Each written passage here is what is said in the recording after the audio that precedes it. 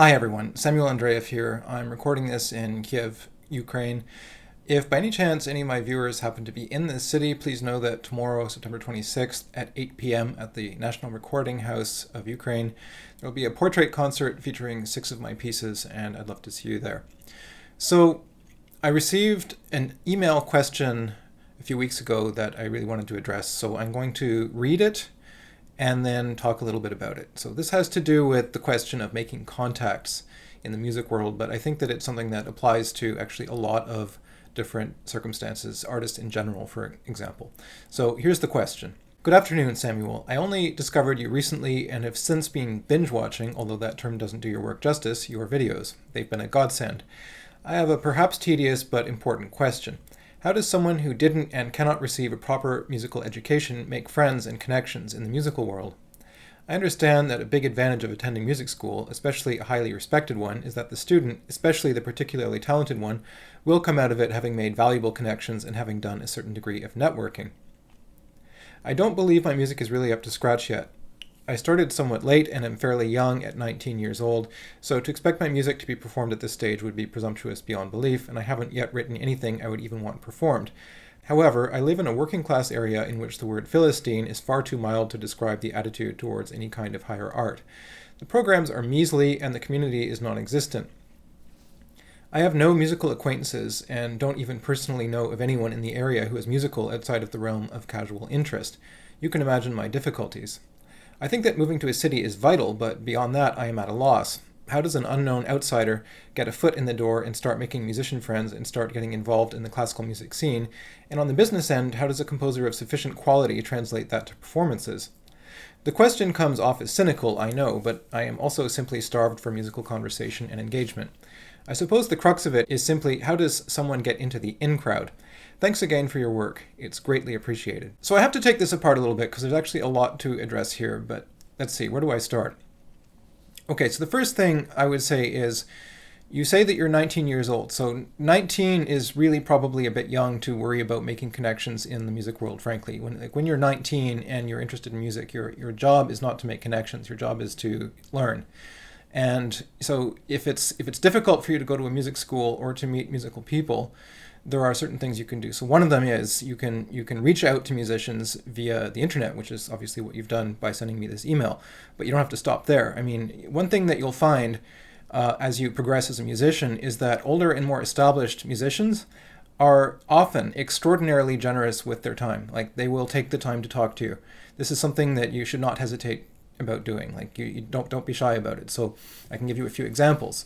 During my studies, I was very fortunate to meet people like Pierre Boulez, Heinz Holliger, Klaus Huber, George Benjamin, Brian Ferneyhough, a long list of very illustrious composers.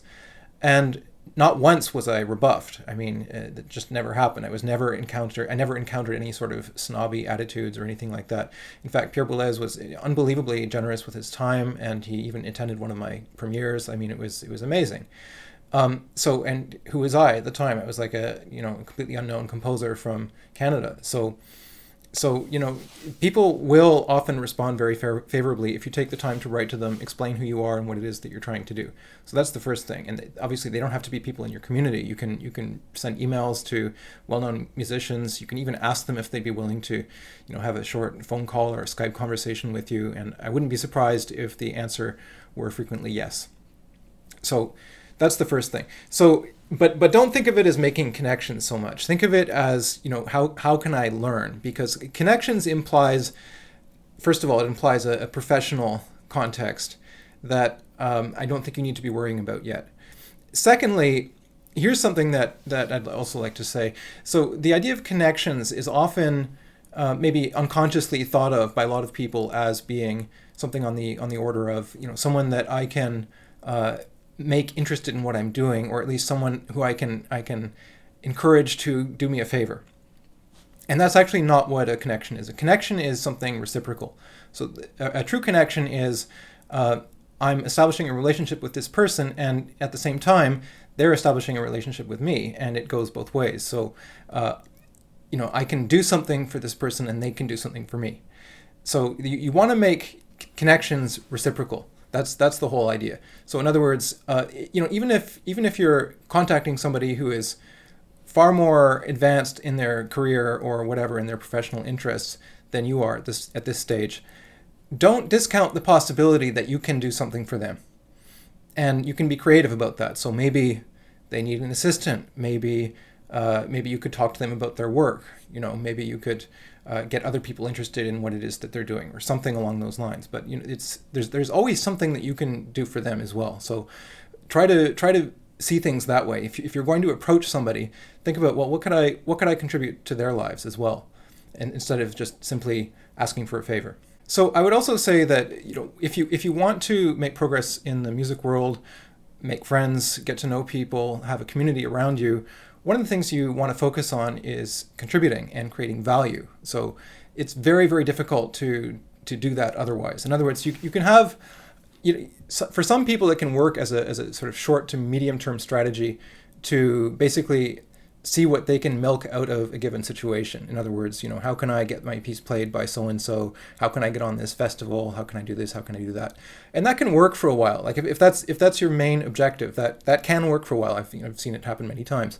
But it's not necessarily a good long-term strategy, because at a certain point, if it's all about you, if it's all about extracting out the advantages from a particular situation, then that's not going to go very far. It'll go a lot farther if you can actually make something valuable or make yourself valuable so that other people are benefiting from you in some manner. In other words, you're actually doing something to improve their lives or to improve your community, to improve whatever.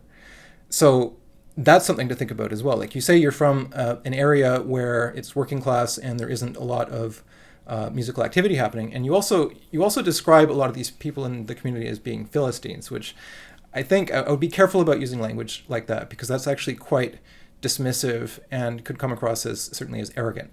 So you don't want to describe people as Philistines. And incidentally, I live in Strasbourg, France, and Strasbourg is a city that has a lot of sort of economic and social stratification. So there are definitely neighborhoods of Strasbourg that are very poor, and there are neighborhoods that are more well-to-do.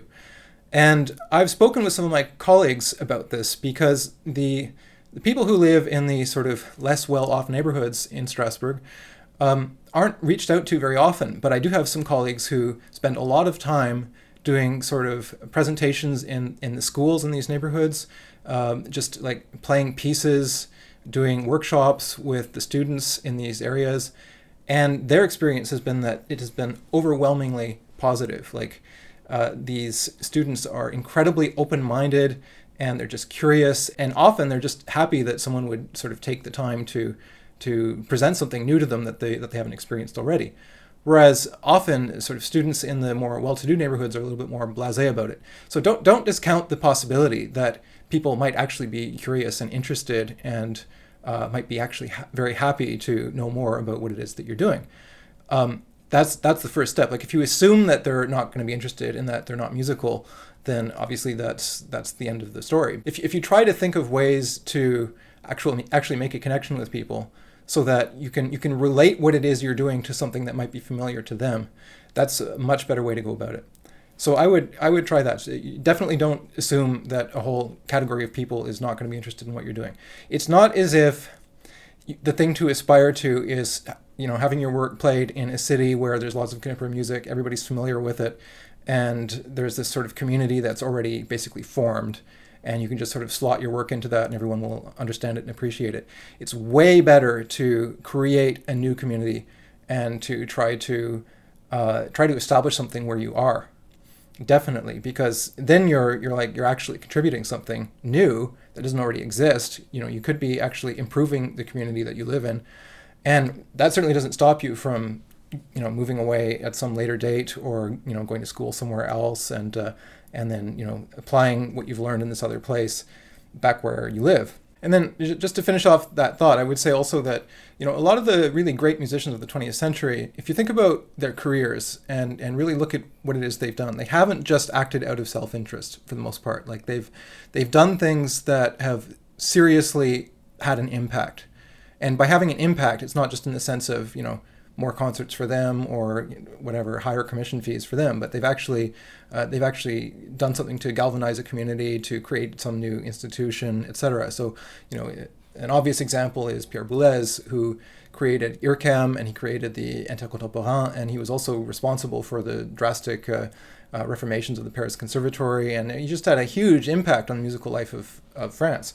So, I mean, you say what you will about his aesthetics, it's I think very hard to deny that he improved drastically the conditions for working musicians in France, and this is basically one person doing that. So that's a wonderful thing. So an individual can be very powerful and can really do a lot to change things. And incidentally, you use the phrase "in crowd," but I would think about it a little differently, because so many of the musicians, the great musicians of the 20th century, I mean, came from disadvantaged backgrounds. Like Boulez came from a really small town in a not very well-off part of France, and he was young in the immediate post-war period in Paris, where the conditions were absolutely horrible. It was very difficult to eat. It was very difficult to have heating, this sort of thing, and absolutely no one was interested in his aesthetics, right? I mean, he's doing this really radical music in the late 1940s, and it was very, very difficult. So it's not like all of this was handed to him by any means, and he had to play in these like third-rate orchestras and do all sorts of menial work for many, many years before he achieved any form of renown. And that's the case with a lot of musicians. So a little humility, humbleness. Don't shy away from taking tasks that may seem to you to be lowly. They probably aren't lowly. They probably actually do need to be done. They need to be done well, and there's a lot of dignity in that. So, so I would say find out something that needs to be done, try to do it, try to contribute something to your community, and learn from a teacher. And by the way, a teacher doesn't have to be necessarily the world's greatest expert. It just has to be someone who has a little bit more experience than you. That's good enough. It might be good enough for a while. So if you can't make it to a really excellent music school right now or even later, then just try to find somebody. There has to be somebody within commuting distance of where you live who can have a conversation with you.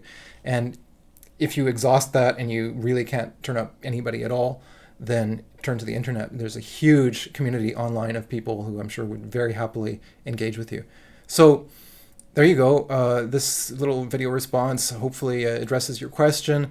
And if anyone out there has a question they want answered, don't hesitate to write in. If you like this channel, support it. Your help allows me to keep on making high-quality music education videos available to anyone around the world who wants to watch them at any time for free. Check out the rewards for varying levels of support at www.patreon.com/SamuelAndreev. Thanks for watching.